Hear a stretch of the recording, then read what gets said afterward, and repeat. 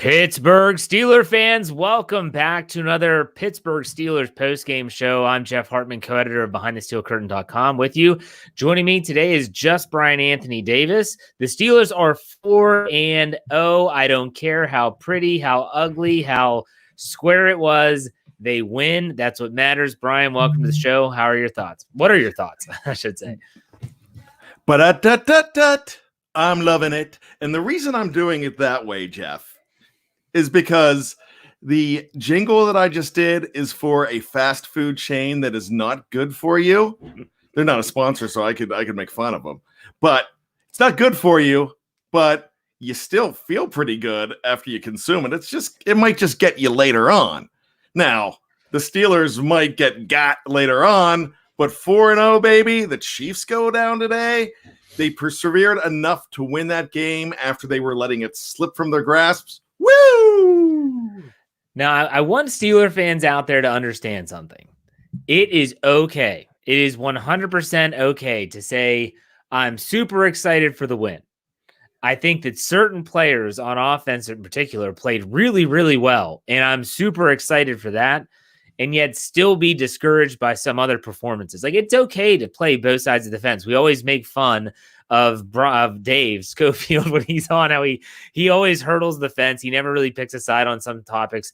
But in this case, in this game especially, there was a lot of good and there was a lot of bad as well. So real first, as we always start the show, knee-jerk reaction. Bryan, you used to write the article for the website. Big Bro Rich is now doing that. But still, what was your knee-jerk reaction? I'm talking about they go into victory formation, the clocks hit 0, and your thoughts are what? Escape. Okay. Because they were letting it slip. But here's the great thing about that escape. They're good enough when they're letting it slip away, when they get that opportunity to go ahead and say, all right, boys, enough is enough. They could take the game back. And they weren't like that before. My knee-jerk reaction was that this team has a knack for winning. It just seems like they have a knack for winning games. No one, you look at the 4-0 start, and you can look at how many games they've won. I don't care. I really don't care the opponent's record. You let the haters talk. Like, you let the Ravens fans say, well, Steelers have only the teams they've played have only won 1 or maybe 2 games, depending on how the games end up today. I don't care. The Steelers don't make their schedule. This isn't high school football where you get to pick and choose who you play. They've gone out and won games, and they've won them in different fashion every single week. In today's game, it was the offense taking over, making plays. I believe they only had 2 punts on the game. That's pretty special considering the fact that the Steelers' offense has been a little sluggish at times. But, Bryan, this team's got a knack for winning. It might not be pretty, but wouldn't you rather have ugly wins? Yep. You know me, Mr. 2 a.m. loves an ugly win. So, yeah, the bottom line, the only stat you worry about is a W, and you can't take that away. You can't take a win away. You could worry about tomorrow, and we're going to worry about tomorrow. But party tonight, my friends. Celebrate your 4-0 Steelers. It's like my buddy Lance Williams used to always say in our post-game shows. He'd say, hey, win and correct. Win and correct. And no one would ever suggest that this game was perfect, that this game was flawless. No one would say that. Not anyone that watched the actual game. Now, if you look at just Chase Claypool's stat line, then you might think it was perfect. But he and Roethlisberger might be the only 2 players that we could maybe deem were perfect today. I thought that Chase Claypool's going to dominate the headlines. He dominated the headline that I wrote for the game recap. Chase Claypool was a one-man wrecking crew, was my headline for the website, as he scored 4 touchdowns, 3 receiving, 1 rushing. It was an amazing day. I thought that Ben Roethlisberger had a phenomenal day at the office. Bryan, did you see it the same way? Absolutely. Ben still drove that truck. So what he did is he drove the entire team to the Claypool. Oh my gosh. So bad. That is so bad. I don't want to toot my own horn, but I'm going to anyways because someone said it in the live chat. I did predict Chase Claypool's coming out party today. I said this is the game on the preview on Thursday night. And you can also check the article that ran today on Sunday when it came to who's the X factor. I said it was Claypool. I said that Claypool's the guy that needs to really, this is the game that they can let him loose. Like, really feature what this kid can do. Now, outside of a really bogus offensive pass interference call. I mean, it could have been even better. That's a crazy thing. This could have been even better. Is this truly, Bryan, in your opinion, a pick your poison offense from a receiving standpoint? Absolutely. Deontay Johnson goes out again today, and nobody really worried about it because you saw James Washington make a big play. You saw Juju make plays. You saw Ebron make some big plays. You saw make a big mistake. But Ben has so many places to go. Yeah. And I don't know if, I guess the only person I would think might be a little peeved about not getting the football is Juju, just because he's in a contract year. You know, he's obviously considered to be the number one receiver. I don't think he is that type of player, but I don't think that's going to happen too much. And Ben talked about it on Wednesday in his press conference with the media, saying, look, this offense is different. We don't have one player that we feel like we have to get them the football. That can be troublesome. We know who he's talking about. Nonetheless, it is what it is. The Steelers offense looks very dynamic so far throughout the first quarter of the season. Let's go to a live chat or super chat here.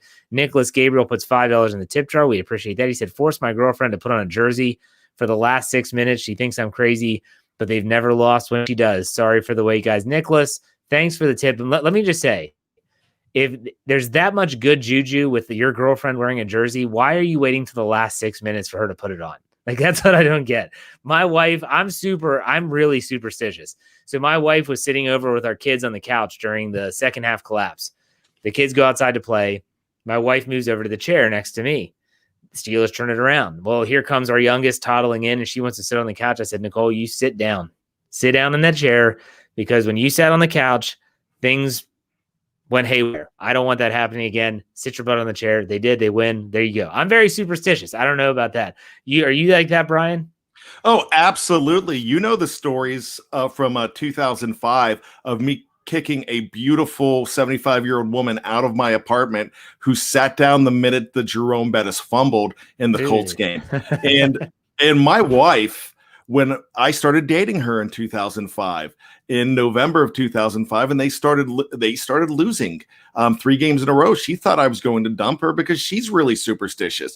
Then the first week that they started winning against the Chicago Bears, she wore this brown, pink, and white like tracksuit, and she wore it for the remainder of the year until they lost, and they didn't lose. And so she had to wear that track. She washed it. She wore that tracksuit the entire time because she was honoring my superstition in wearing it. So, and it's something that absolutely worked. So yeah, if those superstitions work for you and they make you feel better, then that makes you relax during the game. That's true. That's true. Sean Manahan puts $2 in the tip jar and says 20 sacks in 4 games. Can the Steelers keep it up? That would be a pace for 80. That's a lot, but I don't know. I mean, at this point, who are we to doubt them, right, Bryan? Yeah, because you know what? I mean, they only had 2. They only had 2 late into the fourth quarter. Next thing you know, they've got 5. Yep. And they've this is a team, and we talked about a little bit at the beginning. They can struggle. They could have an ugly game. They could have some lapses, but they're good enough and strong enough to pick it up for when it's crunch time and say, all right, boys, let's go to work. Just like the movie The Program, one of my favorite movies. All right, boys, let's put the women and children to bed and go looking for dinner. That's a good movie. I do like The Program. Now, let me ask you this real quick, because someone, Ron Chess, put it in the live chat. He put it in, yeah. He said Steeler fans were really ticked off on draft night when they took Chase Claypool and not J.K. Dobbins. You know, J.K. Dobbins goes on to Baltimore. It's not to say that that he's not going to have a good career in Baltimore after Mark Ingram leaves. Bryan, I don't think there's much buyer's remorse, is there? Not after today's game. Not at all. If you weren't buying a number 11 jersey, you are now. It is on your wish list. Remember the beginning of the season, we put the cap on touchdowns for Chase Claypool at 6. That would be an amazing year from him. 4 games, he's gotten 5. And now that Ben Roethlisberger, and I said this to my friends during the game, I'm like, now that Ben Roethlisberger trusts Chase Claypool, now that he is in his confidence, there's no turning back. Remember 2014 when after week 6, Martavis Bryant finally got into a game, and Ben threw a touchdown pass to him, and he started getting confidence with Martavis. Well, that's exactly what's going on with Chase Claypool right now. Yeah. Ryan O'Toole puts $5 in the tip jar and says, you guys should also assign a grade to the officials. TJ was being ridden like a circus pony again. They literally, I mean, honestly, if it's not Kevin Dotson running downfield when he shouldn't, or Kevin Dotson being called for hold, they're not calling holding on tackles much this year. I mean, even Stefan Tuitt was being held on the play that he got a sack, and they didn't even flag it. This is, we're going to talk about the officiating. I'll get to that. We are going to talk about the officiating because you have to talk about the officiating after a game like Sundays. It was just atrocious from start to finish. So we will be talking about the officiating. Brett MYE puts $4.99 in the tip jar, says, so how much did you lose your mind on the Claypool pass interference on a scale from 1 to 10? For me, it was 1,000,000. You know, this is funny. I remember it was last game. So week 3, Houston Texans, Chase Claypool had a catch, or maybe it was against the Broncos. I'm not sure. And Mark Cabali of The Athletic tweeted out, Chase Claypool is one of the best receivers when it comes to looking like he is interfering, like having offensive pass interference, but actually not interfering in the play. And when the play happened, when you saw it live, it looked like he did. It looked like he shoved the guy because it's a back shoulder throw. It looked like he shoved the defender down. He catches the ball, and then obviously, I don't know if he stepped out of bounds or if it would have been a touchdown, but still, when you watch the replay, all I could think about was that Cabali tweet saying, it looks like he does it, but he really doesn't. And he didn't. I had to say that on a scale from 1 to 10, which was the question, I'd say I was a 9. I was pretty irate because that was a huge turning point in the game, because not only was it a penalty, but what happens after that is the Ebron fumble. So, Brian, what was your reaction to that call? I called it before they threw the flag. I didn't agree with it when I said it, but I'm like, yeah, they're going to throw it, and then they throw it. And it was one of those situations with, I mean, it looked more egregious the first time you saw it than when it slowed down. You're like, not at all. And Jonathan Vilma, who I think this is only the first time I've listened to him call a game. He's awful. But he was disagreeing with everything that I was thinking for the first 30 minutes of the game. And then during that play, is like, yeah, that definitely was not pass interference. And we'll talk about the officials, but the officials were dreadful. Yes, absolutely. Isaac Aguilera, longtime viewer of the program, puts $10 in the tip jar. Thank you very much, Isaac. He said, okay, 3 things. The defense is not the same as last season. The refs tried beating the Steelers, and stop blitzing so much. It's doing nothing. Overreacting, probably, but still.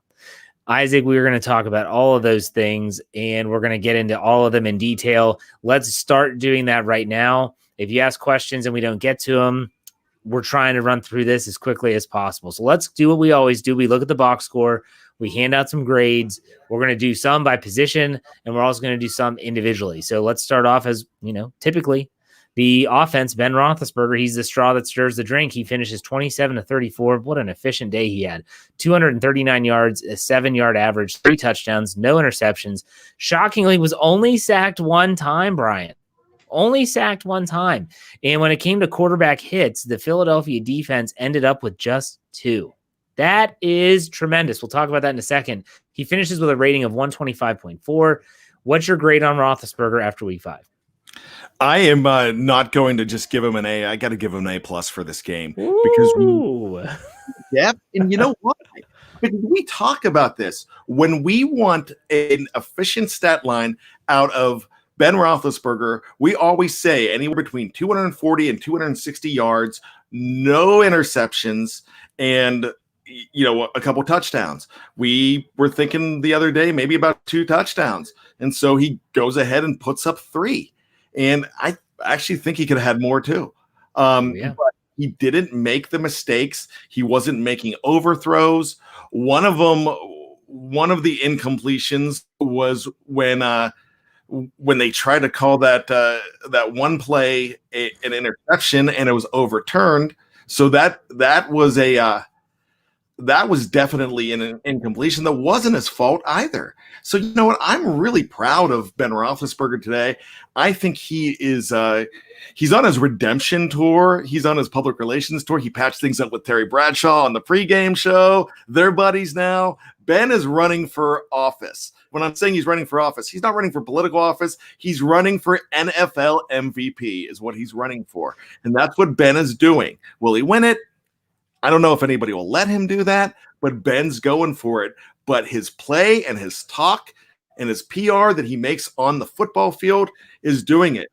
He has 10 touchdowns now and 1 interceptions after 4 games. Could we go back? This is where we need Dave Schofield. We need Dave to look at this because I don't think he's had a start like this.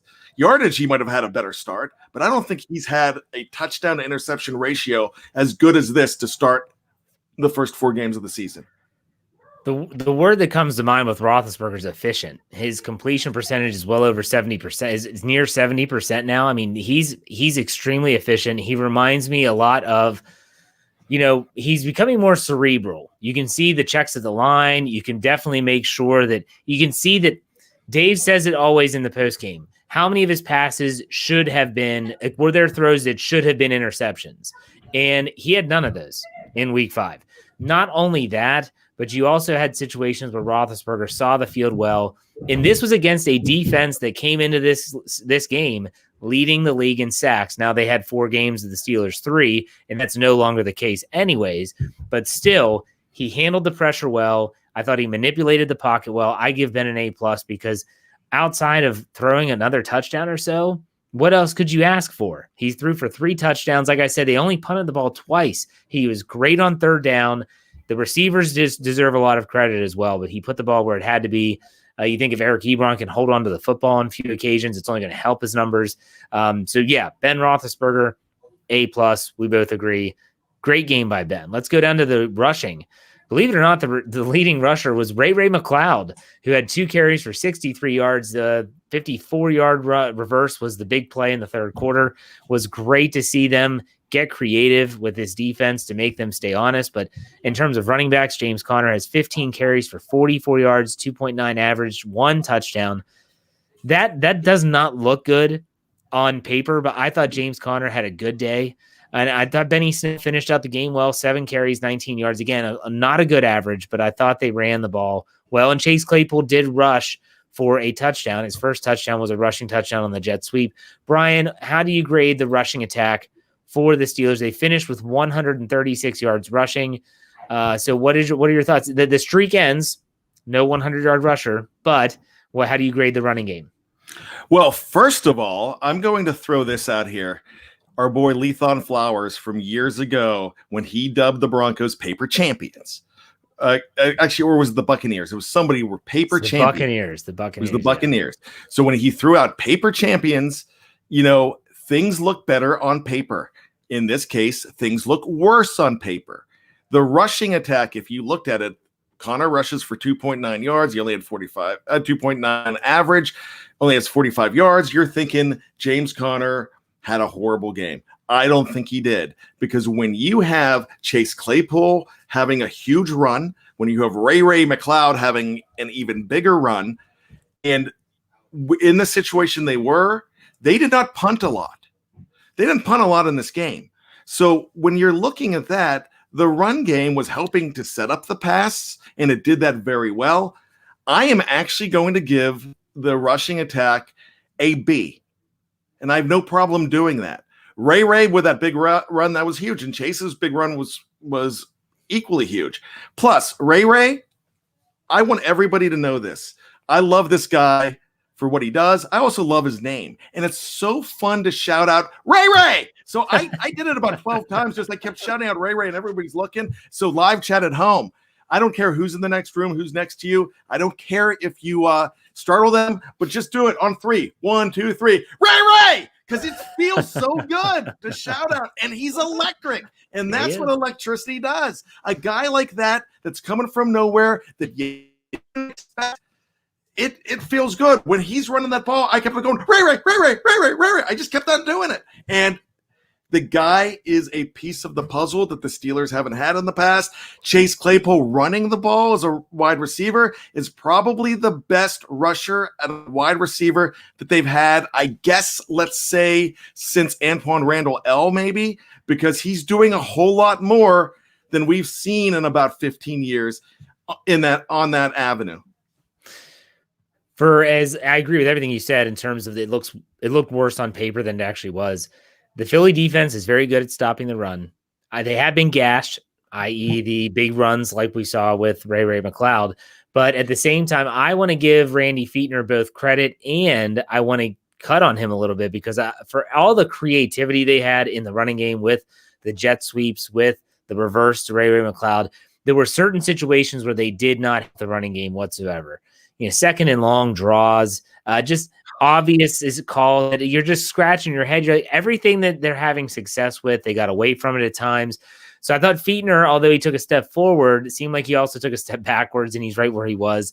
But I thought that the running game, I'll give it a B- because I think there was some room there. There's a couple times where Connor just doesn't seem to run well off his blocks. I'm not sure why, but nonetheless, it is what it is. The Steelers running game. They like I said, they rushed for over 130 yards as a unit, and that's something that I give the over-under on the Steelers preview Thursday night, and I said James Conner rushing for 100. I took the under, said they'll rush for 100 as a team, but not him, and I was right on that one. Now, $2 in the tip jar from Mafia Man 567. He says, is Hargrave missing the Steelers after this game? Well, Hargrave got a half a sack on Roethlisberger, but I'm going to give you several million reasons why he's not missing the Steelers, and that would be his bank account. Javon Hargrave cashed in a huge contract. So, I don't think he's missing the Steelers. Do you, Bryan? No, I don't think he is. He might regret it after he retires, saying, I should have stayed in Pittsburgh.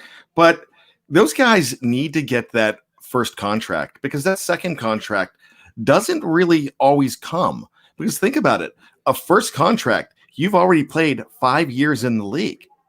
And another 5 years is hard to do. So, no, take the money, Javon. I don't blame you. I don't blame you for taking that. And he might say later, I wish I could have. Later on, he might have said, man, if I could have stayed for $2 million less, that would have been better.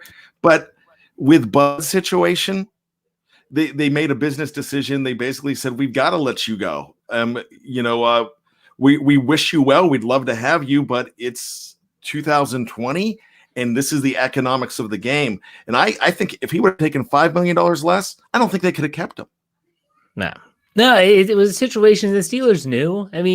I'm sure they had some negotiations, but it's like, look, you're not going to tell a player, go get your money while you can. That's exactly what it's all about. So we'll see. But good question there. I bring him up because we probably won't talk about him too much. Like I said, he did have a half a sack on Roethlisberger. That's according to ESPN. Dave Schofield uses Yahoo, that's a little out there for me. So let's go to the receiving core, shall we? There were receivers other than Chase Claypool who played for the Steelers today, but Claypool finishes 7 receptions, 107 yards, 15.7 average. Gosh, that's amazing. And he already had a ridiculous average anyways. 3 touchdowns with a long of 35 on 11 targets. So they targeted him 11 times. That's a lot. Eric Ebron with 5 catches for 43 yards, 8.6 average, did have the fumble. The other drop along for 17. Juju, 4 catches for 28 yards. He had 5 targets. James Washington, 3 for 25, 4 targets. James Conner, 3 for 19 with 3 targets. And Ray McLeod, who came in for Deontay Johnson. Deontay Johnson, gosh, he's been injury prone this year. He left with a back injury. Mike Tomlin said in his post-game press conference that he feels like he'll be back next week, that he just got struck on the back. Ray McLeod comes in, 3 catches for 12 yards on 3 targets, and he was a deep threat. Drew a couple flags later in the game. Bryan, if you're grading the wide receiving core, how are you grading them? How can I not give them an A either? There weren't a lot of drops. There was nothing that killed drives. They did everything right. I keep on saying it's very unselfish. I don't really want to be correctorson, Jeff. I saw it in the live chat. Somebody mentioned that he came in after Deontay Johnson left the game. You just mentioned that he came in. He caught the first pass of the game on the very first drive.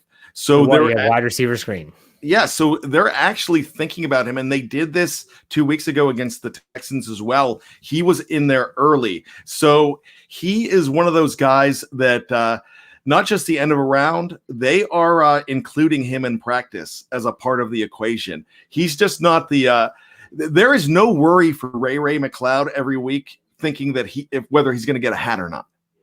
Because he knows he's a part of the plan. Absolutely a part of the plan.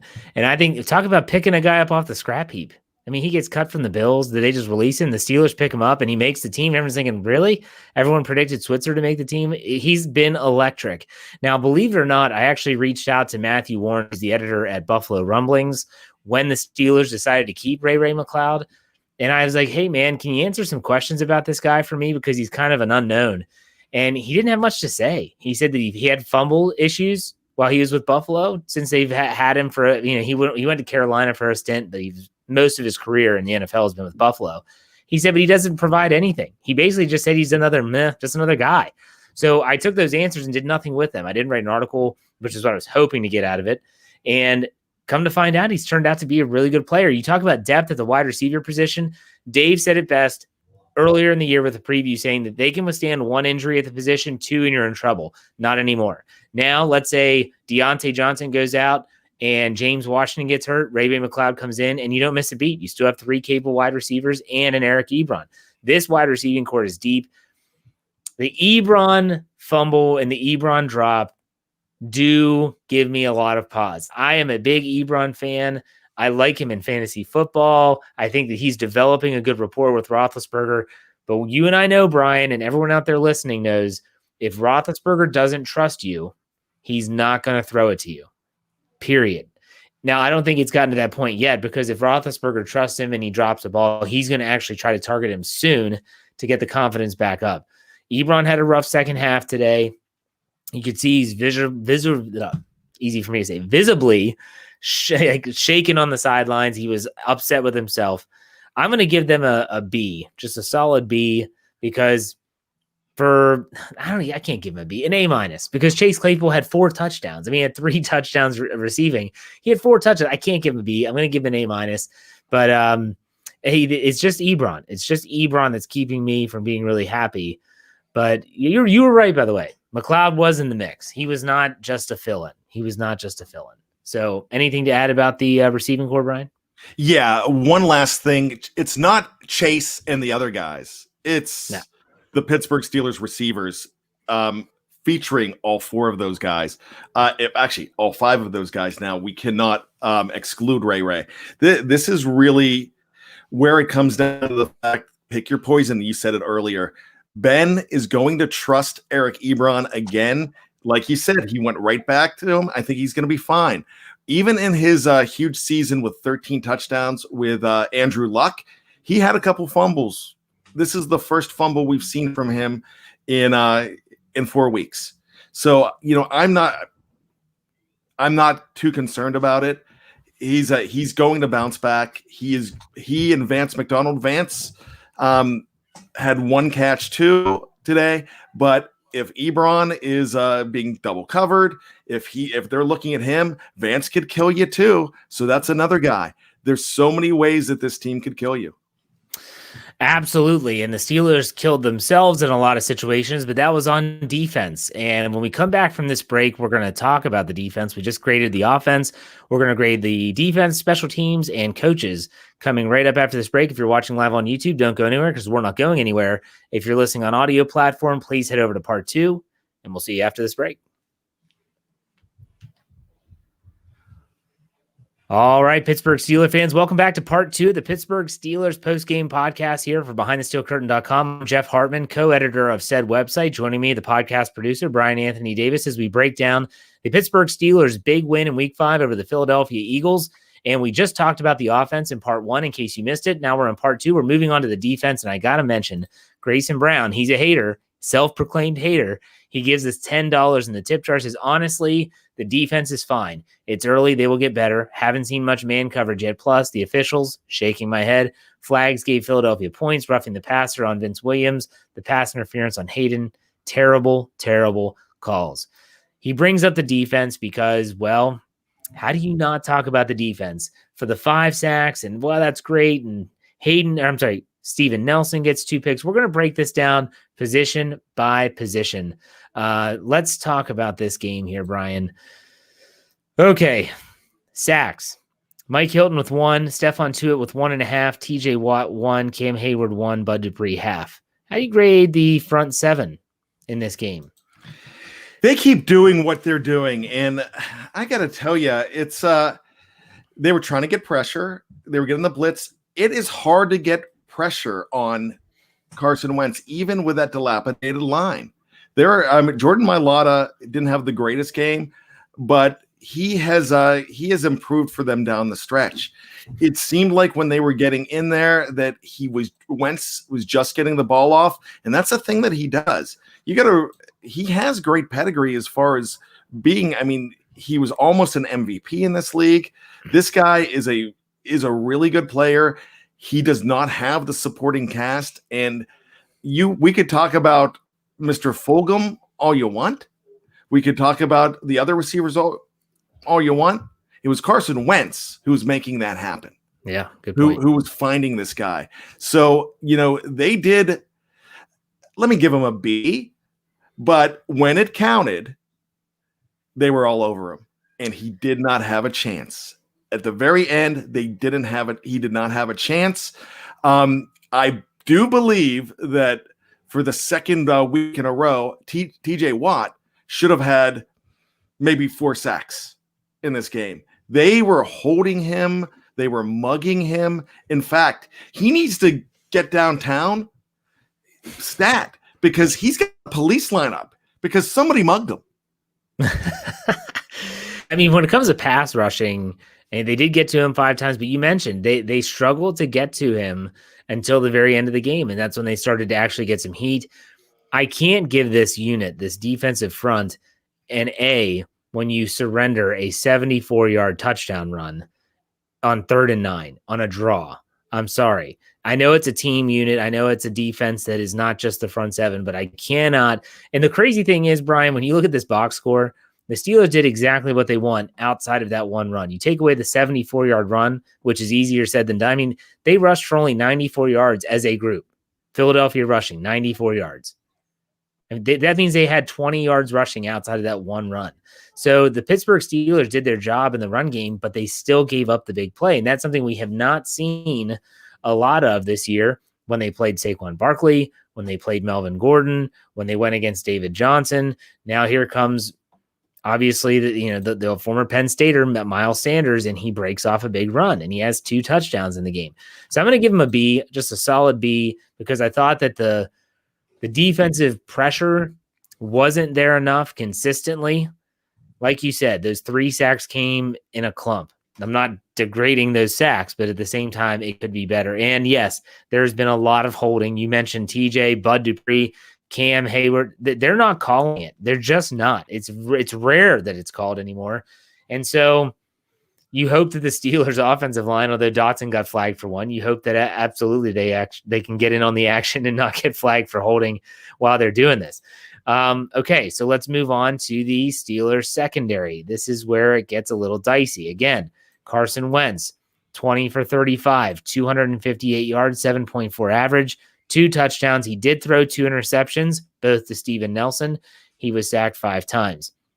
And you look at past defenses, Nelson had 2, Edmonds had 1, Hayden had 1, Cameron Hayward had 1. I believe that one should have gone to Tuitt. I think it was Tuitt that had the pass defense, and it wasn't Hayward. That might get adjusted. Let's talk about the secondary, because I don't even know where to start. How do you grade? I'll let you start, and I'll play off you. How do you grade the secondary in this game? This is a tough one, and let's talk about Steven Nelson first. He had 1 interception in my eyes, because the second interception, Jeff, that's a punt. Yeah, that's really all that is. It's 4th down, you should just let it drop. yeah. And that, instinct. You're like, I'm going to catch the ball. I know. But on 4th and 20, you're like, you have to go for it. I'm going for it on 4th and 20 with the clock where it was in that situation, because if they do pick it off, you need 2 scores. Not much time left. I have no problem with them going for it. Nelson did not really have a terrible day, but if I'm looking at everybody else, I've made a lot of excuses for Minka, and I'm not going to stop doing that. Minka is not as dynamic as 2019 Minka right now. Edmonds, I thought, played better today. I thought he played a whole lot better. The one pass interference on Mr. Hayden was definitely pass interference. The other one was not, in my eyes. I did not think it was. I really thought he got robbed because the officiating was terrible. And here's a guy that's watching his team win again, but is complaining about the officiating. I just thought it was really bad. But that does not mask the fact that there is some concern with the defensive backs, because really, this should have not been a game. You just talked about the 74-yard touchdown from Miles Sanders, but after they gave that up, you know what? 20 yards, that means it's an aberration. That means a blind squirrel finds a nut every once in a while, or the sun shines on a dog's butt. That's what had happened in that situation. Miles Sanders is really good, but the Steelers stopped the run on defense. Here's the deal. The secondary, they weren't stopping Fulgham. They weren't stopping Wentz. And we're talking about how I mentioned how good Wentz was by being able to get that ball off before he's getting hit. When Vince Williams gets flagged on that roughing the passer, there was no way he could stop because it was a split second before he got that ball off. That's how really good Wentz was in that situation. So that's another penalty that they got, but there's no way, none of us could, there's no way you could hold up from that.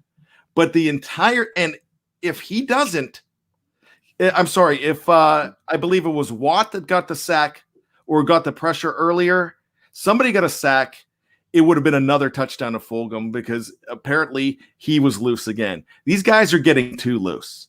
There was a couple plays.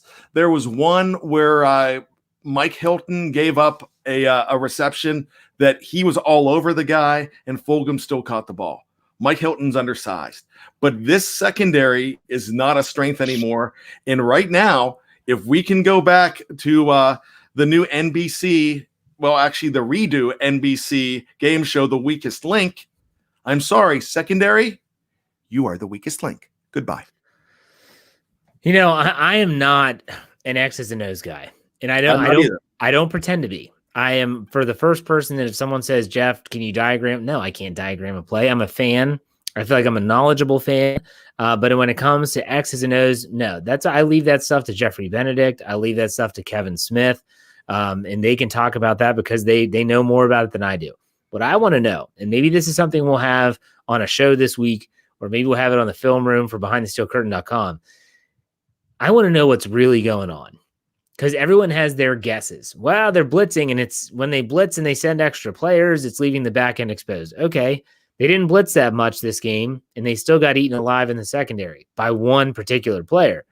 So, okay, then they're saying, well, it's not the zone. They need to run man. Look, is Butler not making the adjustments? Are there no in-game adjustments? Because there certainly were in week 3 when Deshaun Watson had his way in the first half and couldn't do anything in the second. Were there adjustments in the second half of this game? It didn't seem like it. This is the situation the Steelers find themselves in defensively, especially in the secondary. It's like they're grasping for straws. They're not sure exactly what to do. It almost seems like they're guessing. And Minkah Fitzpatrick, I'm not sure what his deal is. I brought him up after week 3, and I was ridiculed in this live chat. People said, oh my gosh, he's fine. They're not throwing his way. I get that they're not throwing his way. But I'll bring it up. Everyone wanted to compare him to Ed Reed. There was an article on our site that said he could be the next Ed Reed.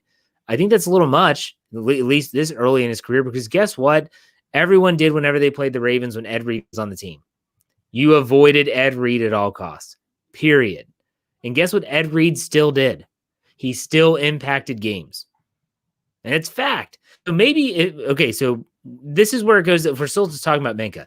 So this is where it goes down one or two avenues. One avenue is that maybe 2019 was just a crazy year for him and he just got a lot of opportunities and took advantage of them. Maybe that's the avenue. Or maybe the avenue is that for whatever reason, the scheme or whatever, he's not able to do what he wanted to do or what he was able to do in 2019. I don't know the answer to that question. Bryan, I don't know if you know the answer to that question, but the answer is, and what they need to figure out is, how do we get our playmaking safety making plays again?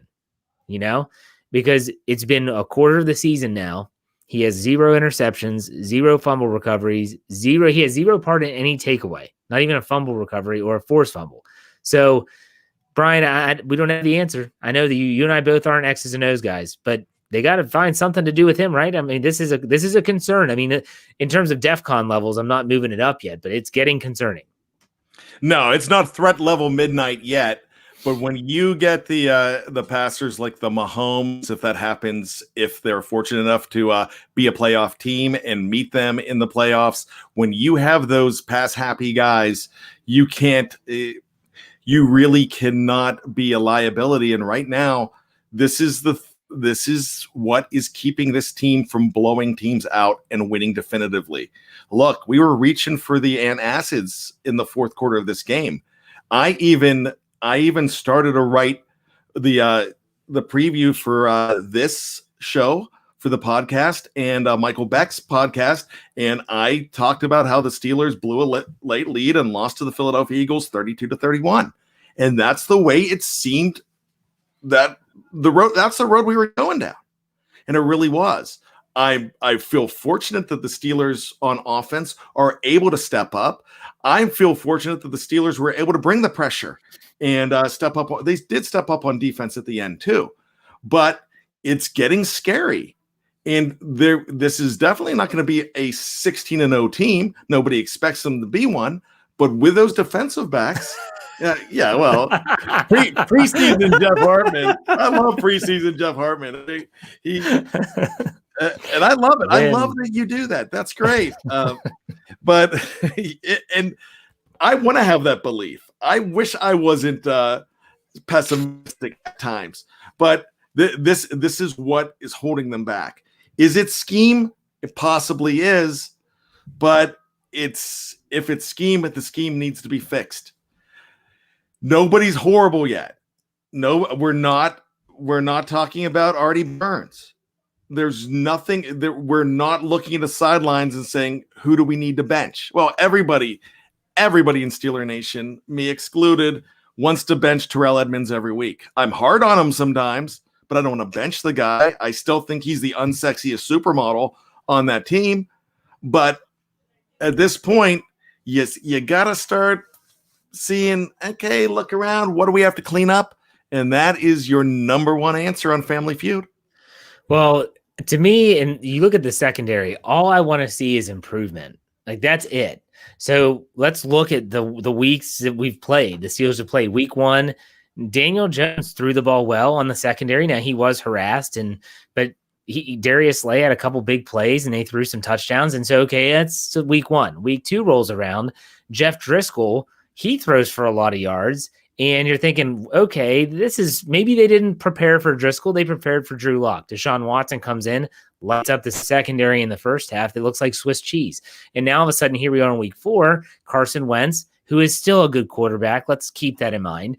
He makes them look bad, and mainly to one player. I think me as a fan, and let's be honest, the Steelers defense, the issues they're having, some teams would love to have. They would love to have a defense that has 20 sacks after 4 games. They would love to have a defense that is 4-0. These are nitpicking things in a lot of ways. But I want to see them. So maybe it's next week against Baker Mayfield, Jarvis Landry, Odell Beckham Jr. We know the crew there in Cleveland. Maybe next week is the week they take a step forward, where they don't give up the big play, where they have more contested catches and get more pass defenses. Because let me look at the number here. Pass defenses were, 5. And like I said, some of those were batted passes at the line of scrimmage. So some, like Grayson Brown, he said that the D will get better, and he say it's the zone defense. They're picking apart these zones. They haven't run a lot of man. I'm not sure, but it's got to be fixed, right? Don't you agree, Bryan? Absolutely, it's got to be fixed. But it's still it's still rich guy problems. It's like, you know what? I had a Mercedes, and this Mercedes isn't as comfortable. It doesn't go as fast. It's it just wasn't my old one, but I'll deal with it. That's it.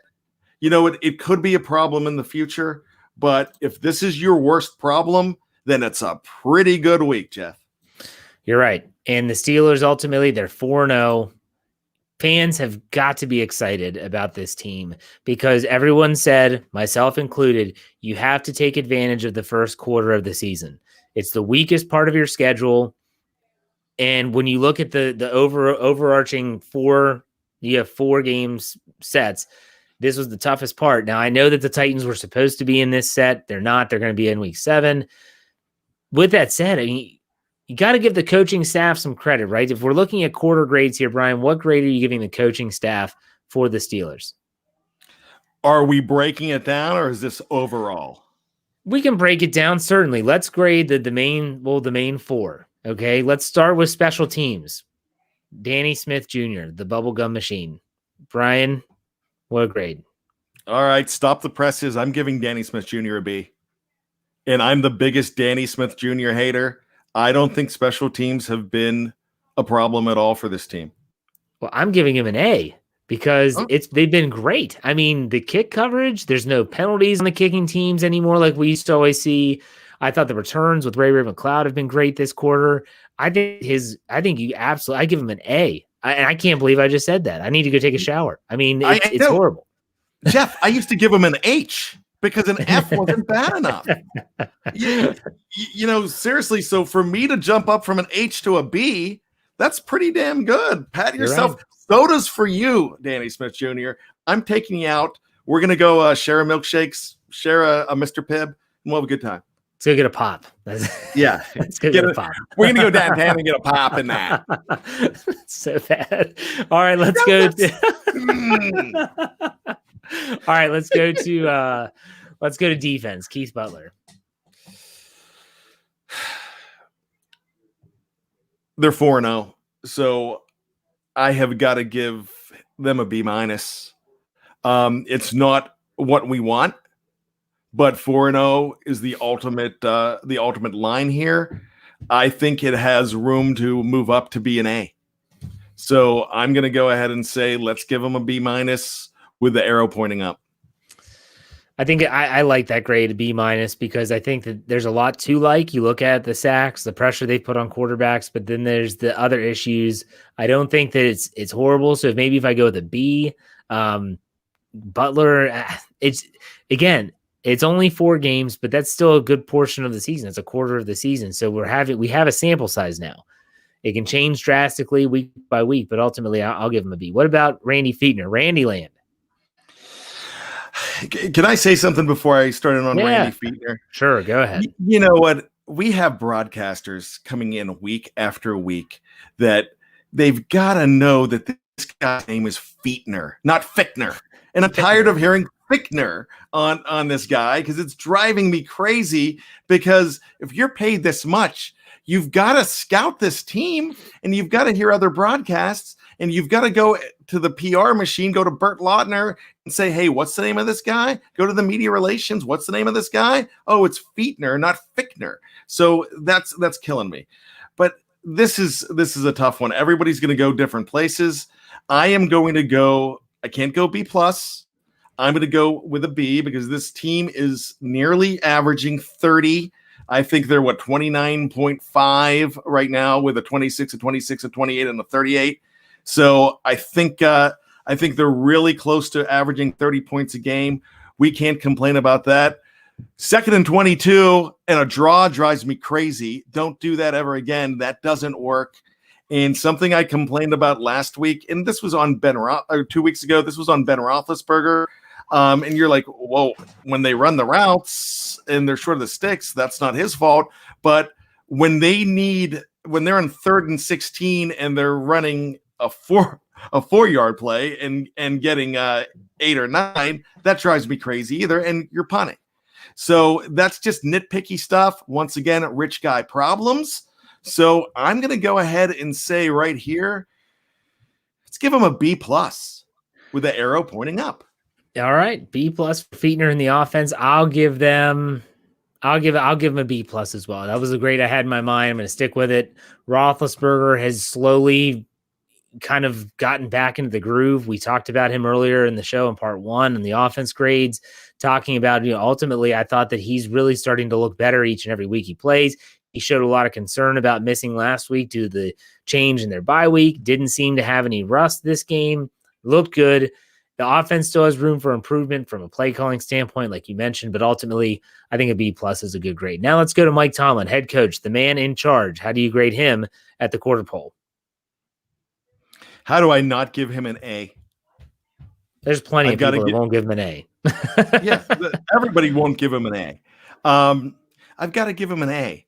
I've got one of my best friends in the world in the live chat out here, Mike Scott, who I was talking to him recently. He said to me, he's like, you know what I love about Mike Tomlin? I'm not always going to agree with his play calling, with how he coaches games, but he takes care of his players. He is there. He's accountable for this team, and he is the true leader of this team. And when you look at the way they started out this season, and everywhere you go with Mike Tomlin, this is a Mike Tomlin stamped team, and it's a very special team. So I'm going to go ahead and give him an A. They're 4-0. It comes very close to an A+, but I'm going to say A all the way. In fact, I'm going to go back in time here, Jeff, way before you were born. The great Henry Winkler, when he was playing the great Arthur Fonzarelli on Happy Days, it's not just an A, it's an A. Yeah, I mean, they're 4-0. I mean, what do people always say about Tomlin? They have poor starts. You know, they start off slow in the season. They start at, they lose to inferior opponents. Well, I would say that every single game that the Steelers have played this season, they've played inferior opponents, and they've won them all. They've started the season 4-0. Last time they did that in 1979. Every time they've done that, I believe they've won a Super Bowl. I'm not suggesting that's the track they're headed. I hope it is. I'm not suggesting that. What else could you ask, though, for Mike Tomlin? I mean, I think he's done a great job, like you said, managing this team, the way he and Colbert have put this team together, and dealing with the issues that are the 2020 season with COVID-19, et cetera. Tremendous job. I do want to say something real quick as we get away from the grades. Someone put it in the live chat. I wish I had it. I'd share it. People say, what big a difference will 5,500 fans be? And they didn't have 5,500 fans at Heinz Field on Sunday. They actually had about 4,500 or around there. It was less than 5,000 turnstile people that were there. Tickets were expensive. Some people might not be comfortable, whatever. I don't know if they were pumping in noise from the broadcast, but if they weren't, it made a difference. You could feel the game was different. Am I right there, Bryan? Do you agree with that? Yeah, it sounded different. I'm not sure if they pumped in. I have a feeling that they may have, but it had a different feel. There was a different vibe. And I tell you what, when I told you on the preview last week that I'm not ready to go back. Yeah. After seeing that game when they showed those shots of the stands, that looks awesome. Yeah. Because you've got an entire row to yourself. And me, I mean, I'll stay to the very end, and I know that you could leave with not a lot of people around you. That looked really comfortable and really fun. It seemed like your own private box. So now I want tickets. Now I want to go. I mean, I said I would go anyways, but it's a situation where at least maybe it wasn't so much the noise, but at the same time, my goodness, you felt there was a different energy. You could when you're watching it, it felt different. I got to say that it was good to see. Good to see. We'll put it that way. Let's talk about the officiating for a little bit. We have about 7 minutes left in the program. Let's talk a little bit about officiating, and let me just bring up the team statistics here so that we can get an actual live read on this. So there were penalties, 17 total penalties. Okay, the Steelers were flagged 8 times for 86 yards, and the Eagles were flagged 9 times for 84 yards. Look, if I'm grading the officiating, and this is not against the Steelers, if I'm just grading the officials, it's an F, or it might be an H. Your Danny Smith H. It was awful. I mean, they were bad for both teams. There were flags like the Vince Williams roughing the passer call. I thought that the offensive pass interference call on Chase Claypool was extremely bogus. The fact that they ruled that one pass that Ebron dropped an interception. How do you have 5, or I don't know how many officials there are? How does no one see the ball hit the ground? I don't get it. I don't get it at all. Bryan, what was your grades on the officiating, and what were you want to say about that? When they rolled that an interception, I was thank goodness, because now that can't be a fumble. I was thinking, oh man, they might lose that ball again. That could be a fumble. I was worried about all that. I'm like, did he get 2 feet down? Then they're saying interception. I'm like, they just screwed the Eagles, and they don't even know they're screwing the Eagles because that was so inept. Jeff, you do yard work. You go out on a 90-degree day, and you're mowing the lawn, you're trimming the hedges, you're doing all this work, you're absolutely exhausted. You're like, honey, I gotta go take a shower. And you go take a shower, and you don't even have to put it up to your face. Your underwear and everything around your shorts, everything stinks. I tell you what, that is a bed of roses compared to how bad this officiating crew stunk today. I would rather take the sweat. I would rather take the wrestling trunks of King Kong Bundy and put them up to my face than watch these officials call a game again, because this was dreadful. I mean, it was ineptitude personified. It was bad. It was bad. And I think it was the Ebron call that ruled an interception. I thought that was going to be ruled a fumble, in which case, okay, now we're talking about, does he get his feet down? Does he have possession? Blah, blah, blah. I think it would have been overturned anyways if they did rule a fumble. But I said verbally, audibly to anyone that wanted to hear, my family doesn't care. They need to send these guys out of the stratosphere. They're awful. This crew was atrocious. If they're grading crews, like if the NFL is looking at games and saying, oh, this guy did this guy did that, that was awful. That was awful from the start. Just horrible officiating. They're definitely losers. All right. I feel like we're forgetting to do something. Let's do some game balls. Okay. Let's do some game balls. Now, I think it's safe to say, screw it. Go ahead and do the offensive game ball. Then we'll do a defensive game ball. Go ahead and give the offensive game ball to you-know-who. Talk, wax poetic about him, and then I'll pick someone else. Yeah, well, this is the situation where I go and find somebody else as a diamond in the rough, but I can't, and you can't either. Jeff, I'm going to make it easy for you. I'm going to say it's got to be unanimous Chase Claypool with a honorable mention to Ben Roethlisberger. Yeah, you're right. I mean, Claypool finishes. Let me look at his stats quickly. I mean, he finishes with 7 catches, 110 yards, 3 receiving touchdowns, 1 rushing touchdown. And like I said, the crazy thing is, if they don't call that offensive pass interference, his numbers would be even better. He might have. I've yet to see the end zone camera of that play to see if he stayed in bounds and didn't call offensive pass interference. Would it have gone for a 5th touchdown? I don't know. An incredible day. Every time that he plays, he seems like he's getting more and more accolades. There's more and more tweets that say, he's the first Canadian-born player to do X, Y, or Z. Go ahead, Bryan. You had something to say? I think we're forgetting something, too. The overturn. That if that ball goes down, didn't he overturned for not having 2 feet in?